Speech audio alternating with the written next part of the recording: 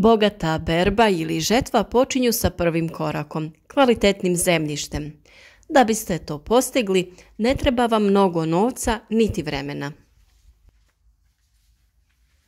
Zemljište je mješavina zraka, vode, mineralnih čestica i mrtvih organskih tvari, pa od ove strukture ovisi što ćete dobiti za rezultat. Prije nego što krenete u akciju poboljšavanja kvaliteta vašeg zemljišta, upoznajte se s njim. Znači što mu nedostaje, a čega ima previše. Analizu možete obaviti u suradnji sa poljoprivrednim stručnim službama i nadležnim laboratorijima, ali i u nekoliko jednostavnih koraka kod kuće. Sastav pijeska, gline, mulja ili organskih tvari u tlu određuje i njegovu kiselost, to jest pH razinu, a na osnovu ove informacije znat ćete koji bitni minerali okružuju korijenov sustav biljaka. Za razliku od kompliciranih zahtjevnih analiza zemljišta koje nemalo koštaju, postoji i brzo, jednostavno i jeftino testiranje tla koje vas košta samo vremena i pokoju namirnicu iz kuhinje. Umjesto angažiranja nadležnih laboratorija, je li zemlja alkalna ili kisela, možete saznati i sami za samo nekoliko minuta. Dakle, ako imate komad obradive površine, prije nego što se upustite u avanturu sijanja i sadnje, odvojite par minuta kako biste ustanovili čime to raspolažete. Kako odrediti i poboljšati pH vrijednost zemljišta, otkriti ćemo vam u narednim minutama u nekoliko jednostavnih koraka. Kod kuće odredite pH vrijednost zemljišta i popravite ona kisela. Ono što vam je potrebno za instant analizu tla su 2 tegle, malo octa običnog alkoholnog, soda bikarbona i naravno uzorak zemlje, te po potrebi još neki dio alata, možda neka čaša, kantica i nešto za miješanje. Zemlju možete uzeti sa jednog mjesta, a možete uzeti i više uzoraka sa različitih dijelova parcele, pomiješati ih u jednoj većoj posudi te za analizu odvojiti jedan manji uzorak.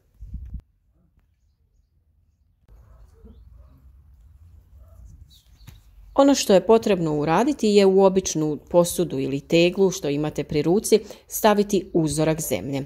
Nakon što ste nasuli do pola, dodajete alkoholni ocat i sve lijepo pomiješate. Koristit ćemo obični alkoholni ocat koji svako ima u svojoj kuhinji i dostupan je u bilo kojoj običnoj trgovini. Sada kada smo nasuli zemlju, na to dodajemo istu količinu alkoholnog octa i dobro ćemo pomiješati.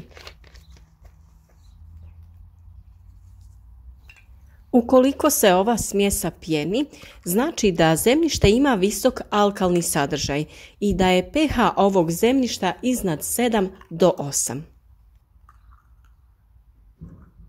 Mi smo dobili blagu reakciju pjenjenja, tako da smatram da je naše zemljište negdje na granici alkalnog. U nastavku videa, nakon što odradimo još jednu vrstu analize, ćemo vam reći kako možete da popravite stanje vašeg zemljišta.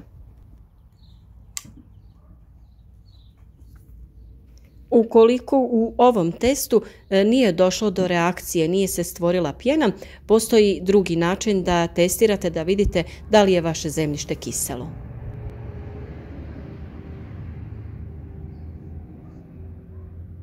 Ono što vam je potrebno za naš sljedeći test je također jedna ovakva posuda, druga posuda u kojoj ćete izmiješati malo vode i ove zemlje kako bi dobili neku blatnu mješavinu i soda bikarbona koju ćemo dodati u jednakom omjeru.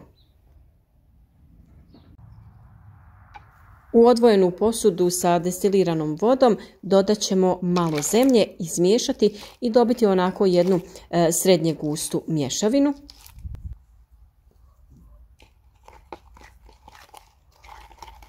Ova mješavina ne smije biti previše rijetka, ali ni previše gusta zato što ćemo u nju dodavati sodu bikarbonu.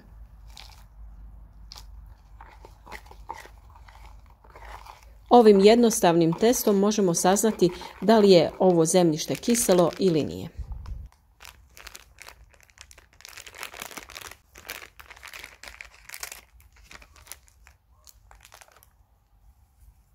U ovu posudu dodat ćemo otprilike možda 1/3 sode bikarbone i na to ćemo lagano dodati ovu mješavinu zemlje i vode koju smo pripremili.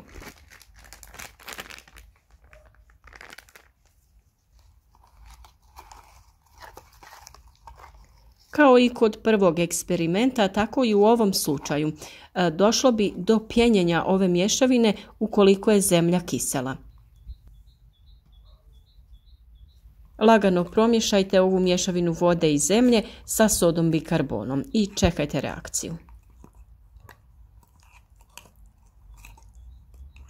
Kod našeg zemljišta izostala je reakcija, to jest ova mješavina se nije zapjenila, što znači da ovo zemljište nije kiselo, kao što smo vidjeli i u prvom testu, ovo zemljište je alkalno. Ukoliko dođe do reakcije, to jest pojavi se pjena, to znači da zemljište ima pH vrijednost od 5 do 6, što u stvari znači da se ubraja u kisela tla.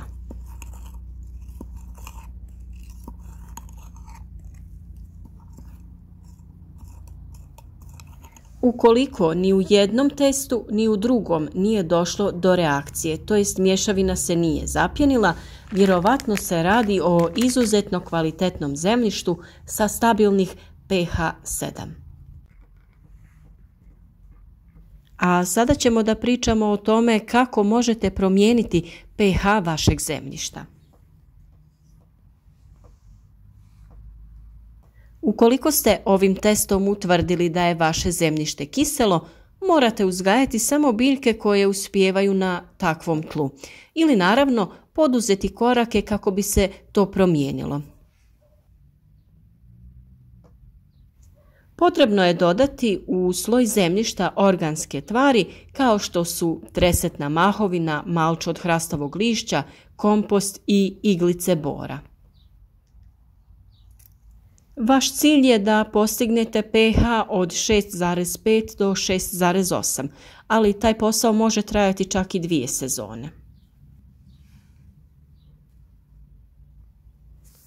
Zemljišta koja imaju pH ispod 6,5 najčešće su vrlo kisela za većinu biljaka. U takvoj situaciji je potrebno koristiti vapno koje će osigurati dovoljno mangana. Vapno je potrebno dodavati nakon žetve ili berbe, kao priprema za sljedeću sezonu, jer mu je potrebno vrijeme da djeluje, a još brže će djelovati pepeo koji će osigurati i kalij.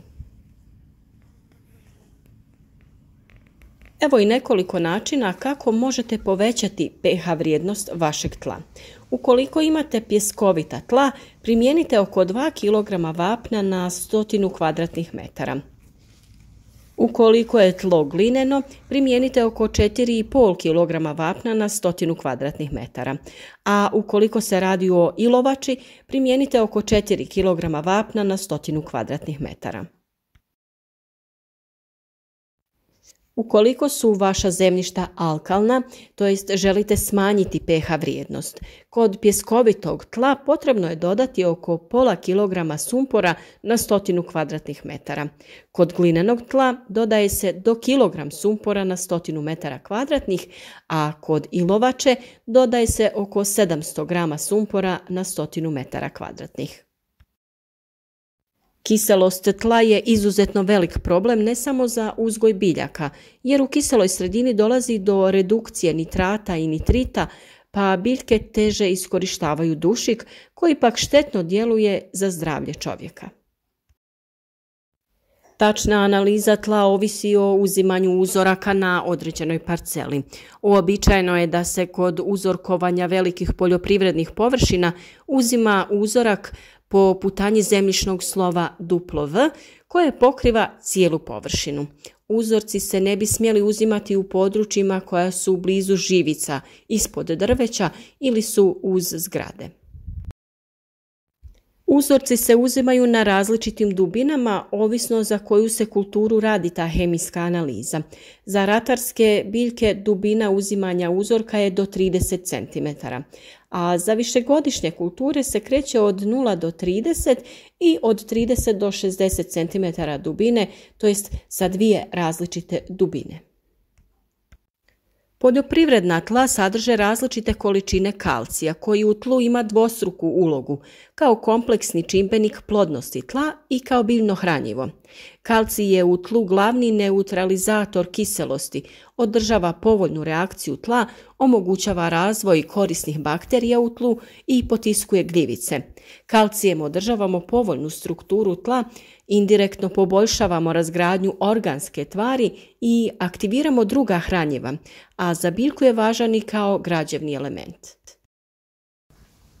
Mjerenje i utvrđivanje pH vrijednosti zemljišta osim standardnog laboratorijskog načina moguće je utvrditi direktno u polju pomoću pH metra.